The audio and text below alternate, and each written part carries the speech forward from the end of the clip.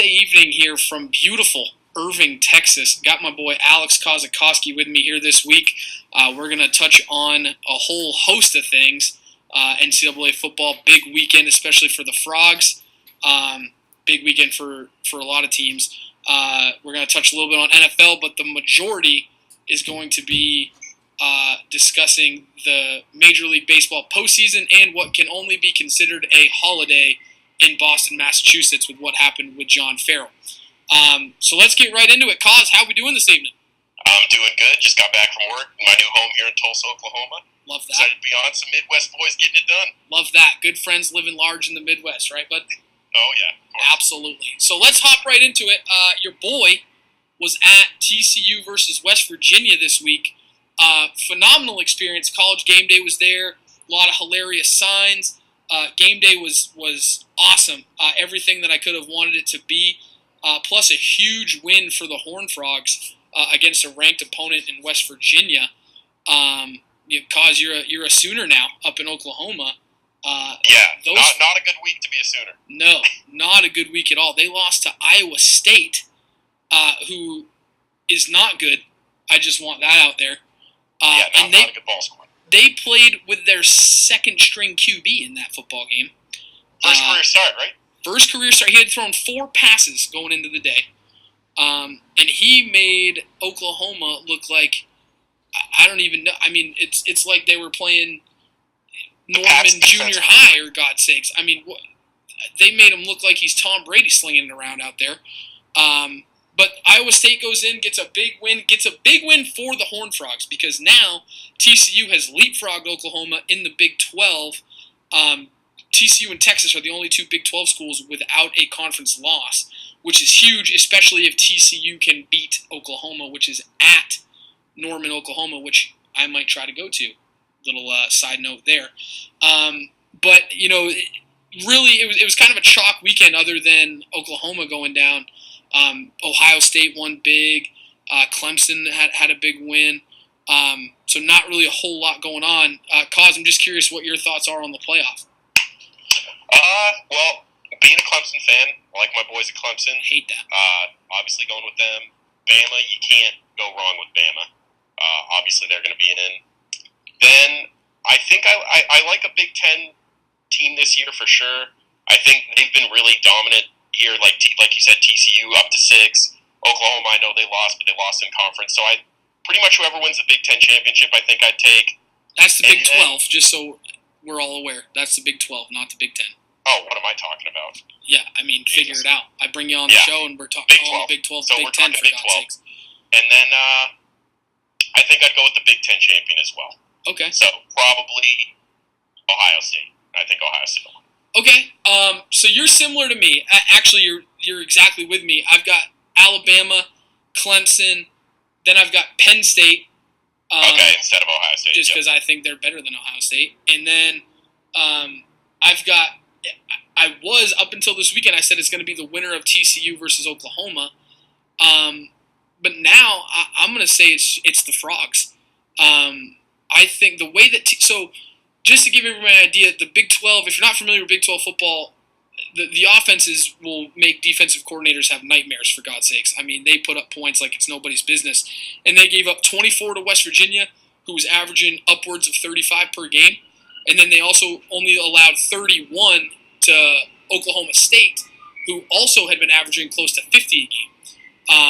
So I think the defense for TCU is legit. I think they'll give Baker Mayfield some fits when they do play. And then what I think will end up happening is it'll be TCU versus Oklahoma State for a little rematch in the Big 12 championship. That'll be at a neutral site. TCU already beat Oklahoma State by 2 touchdowns at Oklahoma State. So that's why I'm going with the Frogs there to kind of round out my top 4. So that's what I've got there. Kind of switching gears a little bit, staying with football, but going to the NFL. The Giants are a debacle. Do they have any wide receivers that are going to suit up this week? Huge question. The Patriots squeak by, get a win. It's always good to get a road win in the NFL, but didn't look great in doing so. And then you had some really good performances. The Eagles played really well. The Panthers played really well. Koz, who's your kind of who were you most surprised by this week, and kind of give me a feel for what you're thinking about this NFL season? I'm probably a little contrary to what other people would think, but I was kind of surprised by the Chiefs this week. I know they've looked really well. They played really well through the first 4 weeks, but I expected the Texans to give them a tough battle, and I know J.J. Watt got hurt, Whitney Merciless got hurt, so I know that was kind of a little different, but I really didn't. I don't know if I'm still completely convinced at how good Alex Smith is playing that he can hold that up, because that's really what it all boils down to. Right. Like, Kelsey's really good. Kareem Hunt's having a great year, and I think he'll continue to have a great year. It seems like the running back in Andy Reid's system is always really good. That might be more of an Andy Reid thing than a Kareem Hunt thing. But anyway, I think they have a lot of talent on the offensive side, but it's all on Alex Smith. So I'll be really interested to see how long he can keep that going. And if he can keep it going, I mean, look out. They're the best team in football, honestly, if Alex Smith continues to play really well. I agree with you. The Chiefs have been great. Alex Smith has been, he's playing the best football of his life at any level at this point. Sure. So he's been really good. Their defense is better than people think. They can play. Marcus Peters is a stud. Justin Houston's a stud. Derek Johnson can play. So they're better defensively than people give them credit for. But I'm going with an NFC team. I think the Philadelphia Eagles are for real, man. Carson Wentz is slinging the ball all over the place.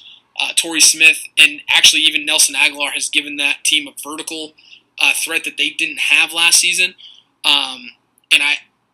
Their pass rush is probably the best in the NFL. They have like 7 or 8 pass rushers that they can bring into the game, and that can really wreak havoc on offensive lines throughout the league.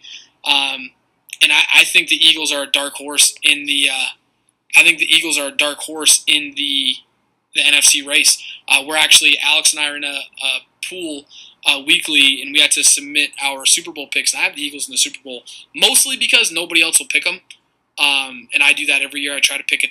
I pick usually the Patriots because they're obviously usually the best team in the AFC. And then in the NFC, I try to pick a team that nobody's going to pick. So I took the Eagles as a dark horse to get there. But I really like what they've been doing, on both sides of the football. And I think Carson Wentz is legit. Big game for them on Thursday night against the Panthers. When I talk with Nick Thiel, that podcast will be released tomorrow. We'll dive into that game for all of you degenerate gamblers out there. But I like the Eagles. What are your thoughts on the Eagles, Koz? I think they have looked really good. They've been kind of surprising, and it's funny how the NFC East has turned out. So last year, it was all Cowboys and Giants, big battle at the end. Then this year rolls around, it's like, do the Giants still have the Cowboys' numbers or whatever? I mean, talk about dumpster fires. I mean, holy moly, they're bad. Yeah. Then the Cowboys, I mean, they're 2-3 right after the loss with the Packers? Yep, they've lost. They got pounded by the Broncos, and they lost at home to the Rams, and they lost at home to the Packers, which there's no shame in losing to. Packers are a good team. Aaron Rodgers did what he does, but still, they don't look that great. No. And then the Eagles are tearing it up. So at this point, I know it's early, but it seems like it's their division to lose. The Redskins seem like a team that just screams like 9-7 to me. Like they're going to win some games that it's like, wow, big win. And then they're going to lose some games where it's like, Jesus, you lost to the Jaguars. Like, come on. Yeah.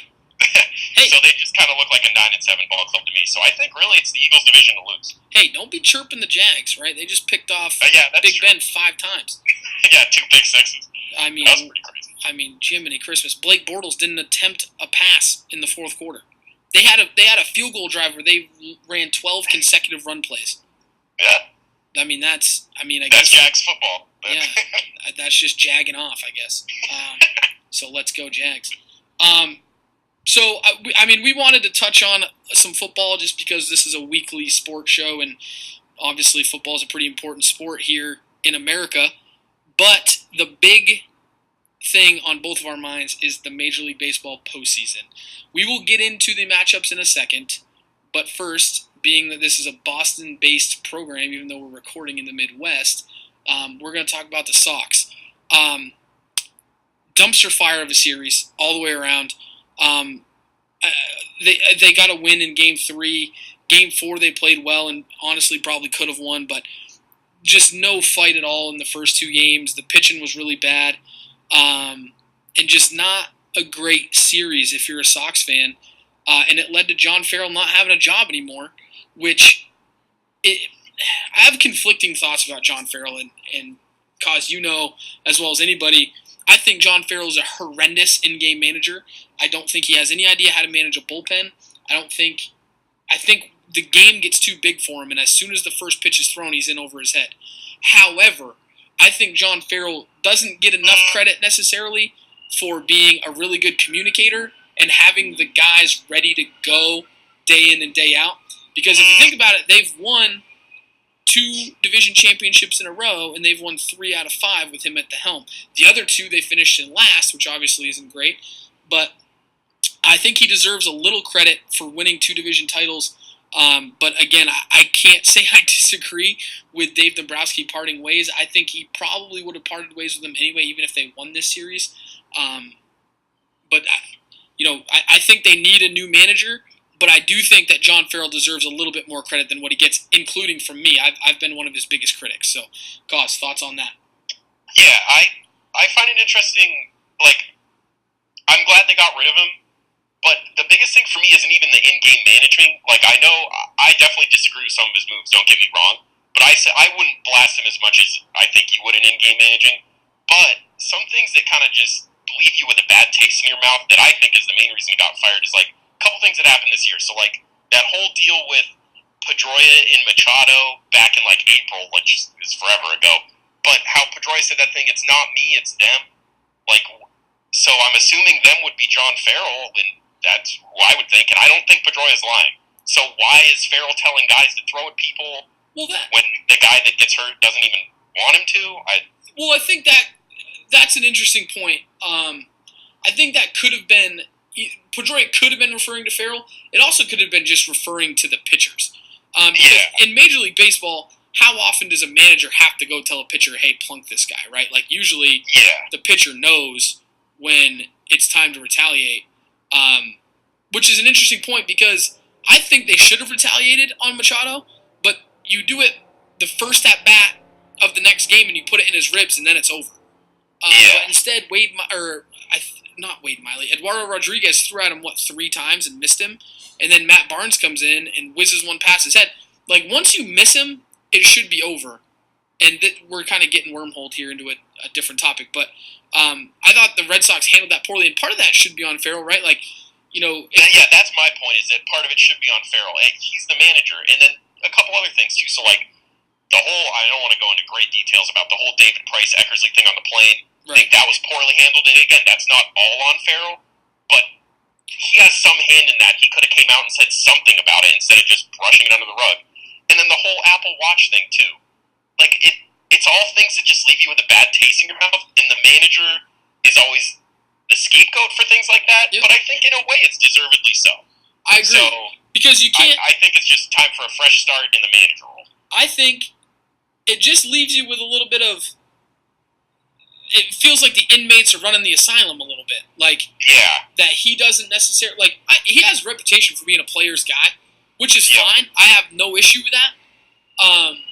But it's just one of those things like, dude, if you're going to try to steal signs, why are we using Apple Watches? And if you're the manager, you have to know that that's going on. Like, just like you said, some of that goes on. It's not all on Farrell, but a lot of it goes on Farrell. And then for me, you said you wouldn't blame him for in-game stuff, but there's things to me like, why are you not starting Rafael Devers against Dallas Keuchel in Game 2? He has OPS over 1,000 against lefties. You start Devin Marrero and Chris Young. Chris Young actually did hit a double in that game, but, I mean, why? In that game specifically, starting Marrero was an absolute joke. Like, I saw that and I laughed. Like, I literally laughed when he was on the playoff roster in the first place. I'm like, you really going to take a guy that's maybe defensive help in the 8th inning over a reliever, and then he doesn't even use it for that. He uses it to start. Yeah. Like, are you kidding me? The guy was in AAA all year because he can't hit. Right. And then you put him on the playoff roster to hit? Like, when Devers has been good, he has over 1,000 against lefties. Exactly. I mean, the only reason I could justify having Guerrero on the roster was in a late game where the Sox have like a 1 or 2 run lead, and you want to put Guerrero at third for defense. Like Pokey Reese back in the day. Sorry, what'd you say? Like Pokey Reese back in the day. Oh, yeah, 100%. Like, I understand a defensive replacement. I get it. Doug Minkiewicz in 04. I understand all that. But starting him in a game when you scored 2 runs the game before and are facing another ace-type pitcher, like, what did you think he was going to do? Yeah. Hit a dinner? Like, he's not. Like, he's just not that good. Like, So I now, think that. so now the question becomes, who replaces John Farrell? For me, there's a couple names that you need to look out for, and there's names that have been mentioned throughout the day on different medias. Barstool Sports had an article about it. ESPN was talking about it. I think Ron Gardenhire is a very interesting name to watch out for. Biggest surprise about Ron Gardenhire is that he's only 59 years old. I would have guessed he was much older than that. But he had a lot of success with the Twins back in the day when we were growing up. And I think that that's an interesting name to look out for.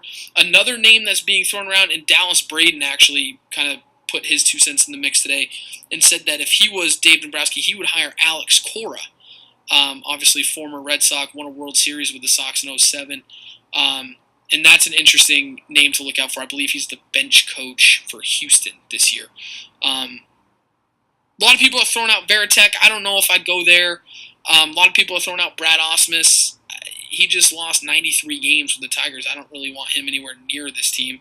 So I don't know what your thoughts are on where they should go or who you think they might hire. I like Alex Cora 100%. For the reasons you said as well, like it was awesome that he played for the Red Sox. A big thing, if you read Pedroia's book, I know you did, Connor, but anybody listening, if you read Pedroia's book as well, he said Alex Cora was one of his favorite teammates. And I always like a manager that gets along well with people. Communication is huge. I think that part is almost bigger than some of the in-game stuff. So to hear that the captain of this team, or at least who should be the captain of this team, Dustin Pedroia, it loves Alex Cora, that's just a step in the right direction already before Alex Cora even gets into the clubhouse. And if you have a captain with you, then I think it's a lot easier for the manager to get the guys to do what he wants to do, which is huge. You got to have your players on the same page, because if guys aren't in tune with each other, it's really tough to win games. Agreed. So I think Alex Cora would be a step in the right direction in terms of a manager. All right, I can agree with you there. I just think Gardenhire is an interesting. He's managed a small market team. Like when Alex Cora was a guy that I immediately thought of. There were a couple other guys that I immediately thought of: Brad Ausmus, Veritek, the people that I mentioned. Gardenhire, the Gardenhire mentioned, kind of took me by surprise a little bit. I wasn't really expecting that name to come up, and it kind of made me stop and think about. He was a really good manager with the Twins, but it's a lot different going from Minnesota to Boston. Boston's seems like managers, even really good ones, have a certain shelf life here. And Cora's been here and done it. He knows what Boston's all about. Gardenhire doesn't, so we'll see which way they go. But I'm with you. I would say Cora right now would be my choice, and we'll see how things go. But that's kind of what I'm thinking. Moving on to the teams that are still alive. Big tilt tonight over in Cleveland. We've got the Yankees and the Indians in a Game 5. Winner moves on. Loser hits the Lynx for the winter. Koz, give me your thoughts on what we've got going tonight. CC Sabathia versus Corey Kluber. What do you got? What's your take? I'm kind of surprised, I don't know if you are, but by the CC Sabathia start, I know he's the veteran. In a lot of situations, I think, I think I'd go with the veteran. But in this one, I think I would start Sonny Gray. What do you feel about that? I see both sides. Sonny Gray pitched reasonably well in his first playoff appearance. Yeah, he did all right in Game 1. I don't think Sabathia did all right in Game 2. So yeah, in a way, it's a toss-up. And I think my guessing is on Girardi's standpoint. If I'm him, like if Sabathia gets you through 3, turn it over to the bullpen, even if he's dealing in a way, because like it's everybody is available, everybody's going multiple innings. I wouldn't even mess with it. So maybe he feels more confident in Sabathia to get through those 3 innings per se than Sonny Gray. Yeah, but the Yankees have that's an interesting thing. I think that'll really backfire if Sabathia doesn't pitch well because Sonny Gray was ready and willing to pitch. Well, that's an interesting point, because the Yankees have a weapon that not a lot of people do, in that they can. A lot of teams can shorten a game to 6 innings, right? They can bring in 3 to 4 good relievers and feel good about it. The Yankees can bring in like 5. So it's going to be interesting to see what happens if Cleveland gets to CC early and who he goes with first. Because if it's the first inning, like it was in the wild card game, if it's the first inning and you've already got a couple runs on the board, you can't let this game get away from you. You could even bring in Sonny Gray if you need him quick. Yeah, I'd be curious to see if that would be the move. Like, obviously, we'll only be able to tell if Sabathia runs into trouble early. Right. But I wonder if he'll have a quick hook and go to Sonny Gray, or if he'll just kind of hand it over to the bullpen like he did in the wild card game. Right. I think either way. I'm just saying. I think if it's the third and CC runs into trouble, then it's bullpen time. If it's the first, maybe you do try to get Sonny Gray in there. I don't know. Obviously, it's an elimination game, all hands on deck, except for probably Severino would be the only one that I would think probably wouldn't be able to go. Yeah, I can't imagine him pitching, but I mean, their bullpen is so stacked. Like, if they needed Severino, that'd be a crazy scenario. Like, what is it, like the 20th inning? But the Yankees have to deal with Kluber. They got to Kluber in his first start in game 2. They for sure did. Yeah, wow, that was a stunner. But how often is it that Corey Kluber has 2 stinkers in a row? Not very often. So it'll be interesting to see kind of the dynamic of tonight, and I think it's hugely important for both pitchers to have a clean first inning. I'm not saying I'm talking even no base runners in the first inning. I think it's important to have a 1-2-3 first. Obviously, that's important in every game, but I think tonight especially, and especially for Kluber, because let's be honest for a second, the Yankees have 0 pressure in this game. The pressure is all on Cleveland. Cleveland won 22 games in a row at one point. They won over 100 games. They should win this series. Obviously, the Yankees aren't your traditional wild card team, right? Like they're a very good team, but the Indians are the favorite, and all the pressure's on them. So I think it's hugely important for Corey Kluber to get out of the first clean. I mean, I'm talking no walks, no hits. He's got to get out clean. I agree, and I think a big thing too is the Indians have a good bullpen. Don't get me wrong; they got Andrew Miller. Great, you can use him in that role where he can pitch 2 innings. You put him in the 5th, whatever you need to do.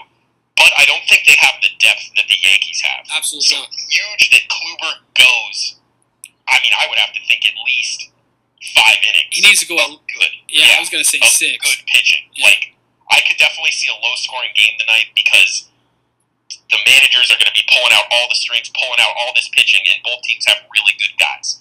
Agreed. So I definitely see a low-scoring game. Now, of course, you say that, now it'll be 9-8, but I think it'll be a low-scoring one. I do too. Flipping sides, we've already talked about the Red Sox series.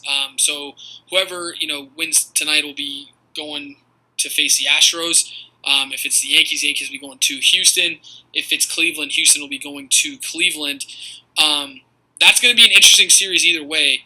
The Astros have their pitching set up from a standpoint of you're probably going to go Keuchel game 1 and then figure it out. I mean, Verlander will probably be ready for game 2. So they're winning the other day kind of helped set their pitching up. So that'll be interesting to see how the Yankees or the Indians kind of combat that and who they have to go with. This being an elimination, all hands on deck, like they might be behind the 8 ball from a standpoint of, they might have to use all their best bullets in game 5 here tonight and not necessarily have everybody available in game 1. So we'll see how that goes. Over in the National League, the Dodgers made it look easy against the D-backs. That Cody Bellinger kid can hit the baseball, huh? Yeah, that was an impressive series. I was one of the people in the camp of, I think the Diamondbacks could have a run at them. I did too. I didn't think they'd win the division, win the division series, I should say. But I thought they'd at least maybe win a game. I mean, what was there, one close game? The Dodgers pounded them game 1. I think game 2 was close. Game 2 was close, yeah. I don't know, man. The Dodgers are firing on all cylinders, and I mean, they were easily the best team in baseball for, 2 months? They won like a ridiculous amount of games, and yeah. I mean, I know the Indians had their 22-game win streak, but the Dodgers, it was almost more impressive. They were like 43-5 or something crazy. Nobody could beat them. I mean, they had the division locked up by like the first week of September. It was ridiculous, and it was a good division too. It wasn't like they were. Yeah, there's 3 playoff teams here where you won 86 games and you're clinched. Like it was the Diamondbacks had 90-some wins and they were still miles behind the Dodgers. The Diamondbacks had the 3rd best record in baseball. Yeah, and didn't even win their division. So I mean, the Dodgers obviously the Dodgers got to be the favorite no matter who wins this series. With Washington and Chicago, Michael Taylor just hit a grand slam in the 8th inning of that game in Chicago. So it's 5-0 Nationals right now in the top of the 8th. So Nationals 6 outs away from evening the series. I'm not going to say it's over because crazier things have happened. But 5-0 right now, looking good for the Nats to tie that series up. And then it'll go back to Washington for Game 5. And, that's been a fun series to watch. I actually really like to watch the Cubs. Kyle Schwarber is one of my favorite players in baseball just because he hits bombs. And I also really enjoy anytime I can watch Bryce Harper. That's kind of must-see television for me. That home run he hit in Game 2, that hanging curveball was a thing of beauty. I mean, that is just the perfect swing, absolutely crushed. Has it landed yet? Man, that thing was smoked. I remember I was watching that live. I had a break at work, and I was watching it live, and it was 3-1. I was like, man, is he going to challenge him with a fastball here? I doubt it, 3-1. Like, you walk and get to the next guy.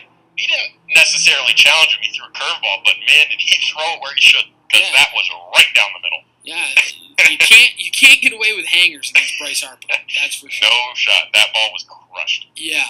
I hope. I don't think it's going to be a good series either way in the NLCS. I kind of hope it's the Nationals, just so Bryce Harper can finally, I mean, he's been in the playoffs the last few years, but they haven't been able to win a series. So I think it'll be cool to see Bryce Harper with an opportunity to play in the World Series. Obviously, he's one of the premier talents in baseball right now. The Cubs have their draws too, right? I mean, they had 100-some-odd years without winning a title. They win it last year. They've got a likable group of guys. Javi Baez, Anthony Rizzo, Chris Bryant. I'm a huge, I'm a huge John Lester guy. I even really like John Lackey. So there's not a lot of guys on that team that I don't like. But like I said, I don't think you can go wrong. I think the Nationals have a better chance to beat the Dodgers than the Cubs do. But I don't know what your thoughts are on that. I would agree with that.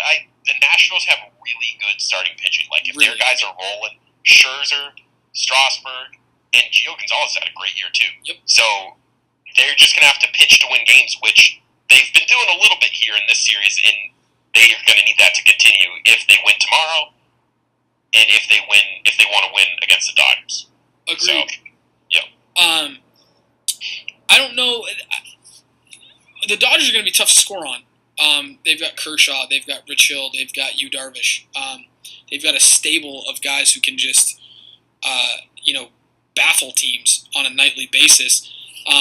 Plus, their lineup's pretty good too. I mean, Cody Bellinger, for me, he's had an unbelievable year, and if it wasn't for Aaron Judge in New York, we'd be talking an awful lot about Cody Bellinger. So I think it's going to be a cool series to watch either way. And we'll see how it plays out on the AL too. I mean, I'd like to, if the Indians win, I like the Indians. If the Yankees win, I like the Astros. I just think, but the thing is, like we talked about with the Yankees, the bullpen being so good and so deep, you can play matchups in every single game if you want in the ALCS and in the World Series. So if the Yankees can get by Cleveland, they could potentially make a run at this thing, which kind of pains me to say. But they've got the lineup to do it. They're deep. They're deep. I would totally agree. That Royals team that won the World Series a couple years ago, I think the Yankees kind of copied that mold, but are just better. Like, their bullpen, I think, is better. And their offense is better. They have way more pop than that Royals team in 2015. That Royals team set a record for least amount of home runs by a World Series team. Yeah, because they won it with their bullpen, which I think the Yankees can say that as well, but also you got the league-leading guy with power in Aaron Judge and Gary Sanchez. Like, they have so many power hitters, which in a way, it's like this thing is happening in baseball where nobody cares about strikeout anymore. It's all about home runs, and the Yankees completely fulfill that goal. They are loaded with power, but so are the Astros. Right. So I think if it is Yankees-Astros, it'll definitely be a fun series to watch. I think you'll see a lot of balls get out of the park, and a lot of power pitching, which is kind of where the MLB world is shifting. Right. So pitchers want to strike out as many people as possible. Hitters don't really care about strikeouts anymore. It's the 3 true outcomes, right? Strikeout, walk, or a home run. Yep. And that's all. That's why Joey Gallo hit like 209 this year, but his OBP was 330, and he hit 40 bombs. And that's the type of season that people want now, which you can like it or not like it or whatever. But the Yankees, the difference with the Yankees is a guy like Aaron Judge hits 50-something bombs, but he also hit 280. Didi Gregorius hit 25 bombs, hit 270 or higher. So they have guys that hit the ball out of the park for sure, but they also have gap power too. And that's where I think it gets a little scary because their pitching is so good on the back end that they only need to score a couple runs to win games. But, they can hang 8 or 9 on you like that. And, it just, especially in their park. Brett Gardner's not a home run hitter, but he hits bombs out of Yankee Stadium because it's like 200 feet to right field. But so that'll be an interesting. I like the way you phrase that: power pitching versus power hitting, and kind of here's my 100-mile-an-hour fastball. Can you hit it? Can you hit it 450 feet? Because you're only going to hit it 450 feet, or you're going to miss. Right, and that's no one's going for the single the other way. Absolutely. So, give me your. I know we've got a game in progress here in Chicago, and we've got Yankees going tonight. My prediction at the beginning of this playoffs was Indians versus Nationals. What are your World Series picks? I like the Dodgers in the NL, and I think I'm going to stick with the Indians. That's who I had preseason. It's tough to deny picking the Indians because for a team that made it as far as they did last year, they didn't even have some of their best pieces. Right. So to have them with full health right now, it's really a testament to how good the Yankees are and are going to be in the future that they've pushed it to a Game 5. And I know they won their 2 games at home, but Game 2 they kind of had in the bag. That was crazy that they blew that game. So I think that's going to be a good game tonight, but I will pick the Indians. I think the Indians are going to beat the Astros in another really good series. The Astros are a really good team, and they're definitely hungry, I would say. I think it showed really heavily that the Astros wanted it way more than the Red Sox did. The Red Sox could not match the energy and the enthusiasm that the Astros played with in any game that series. Well, Game 3, Hanley was fired up, but it just wasn't nearly what the Astros were showing, for sure. I agree. And especially, even if the Sox had found a way to win Game 4, I don't think they were winning in Houston Game 5. Pomeranz would have needed to throw a shutout because you can't convince me the Sox would have scored more than 3 or 4 runs. Unfortunately, we'll never get the chance to know how that would have gone. Exactly. Played a bunch of what-ifs. But anyway, I like the Indians and the Dodgers in the World Series. Cool. How scary are the Yankees going to be when they start spending money around the young guys they have? It's going to be ridiculous. And I think I read some kind of article or something about maybe, just maybe, they'd be interested in somehow swinging a trade for Stanton. Yeah. And if they got Giancarlo Stanton to add to Gary Sanchez and Aaron Judge, well, hold on now. Hold on. You just opened a can of worms for me. Because, spin zone a little bit, we've got Derek Jeter is now the managing voice of the Florida Marlins. Or excuse me, the Miami Marlins. Yeah. They've got Giancarlo Stanton, who they've wanted to get rid of his contract for the last 3 years. And it's like right when they signed it, they're like, maybe we should trade him. Yeah.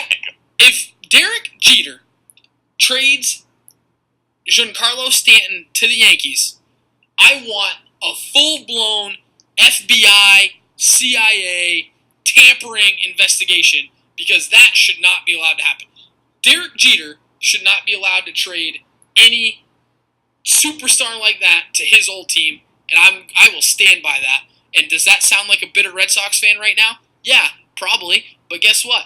I believe that. You can't, Derek Jeter's a Yankee. Nobody thinks Derek Jeter says, oh yeah, he's going to be a Marlin now. No, he's associated as a Yankee. We can't have Derek Jeter being allowed to just give the Yankees whatever the hell they want. It's definitely an interesting portion to it. There was rumors back in July, if I'm not mistaken, about the Yankees having interest in Stanton. And correct me if I'm wrong, but the timeline of that, Jeter hadn't been officially announced as anything with the Marlins at that point. So the interest is there with the Yankees, and why wouldn't it be? Stanton's one of the best power hitters there. I mean, it's basically him and Aaron Judge. Yeah, so everybody should have interest. Both of them, why wouldn't you? Yeah. Everybody should have interest in Stanton. If you don't, you're an idiot. Yeah. So, it'll be crazy to watch, but I think the Yankees are going to get way better, and the Red Sox, if they want to make any noise, they need to make a trade, in my opinion. If I'm Dombrowski, I get to the winter meetings, and I would just basically let all 29 other GMs know, hey, I'm hearing offers. If you think they're off the table, they're not. I want to at least hear the offer. So you wouldn't have anybody off the table if you're the Sox? I would at least hear it. It would have to be a hell of a package, in my mind, to give up Devers, Benintendi, or Betts. But Bogarts, JBJ, some other guys, I don't know who else you can add to that list other than those three guys. Devers, Benintendi, and Betts are, I wouldn't say they're untouchable, but it'd have to be a hell of a deal for them. I will say that they're untouchable. Bogarts and JBJ, if you can get something has to change, in my opinion. I agree, but here's the deal. I'm not giving up Betts for anything, don't care what it is. I'm not giving up Benintendi for anything, I don't care what it is. I'm not giving up Devers for anything, and I don't care what it is. I'm also not giving up Chris Sale or Craig Kimbrell. Anybody else, I don't care about, but I'm not giving up those five for anything. However, here's what I think they should do, and this is me. I mean, what the hell do I know? I'm sitting in an apartment in Irving, Texas, for God's sakes. But what I think they should do is sign Eric Hosmer and swing a kind of a minor trade for Zach Cozart to play short.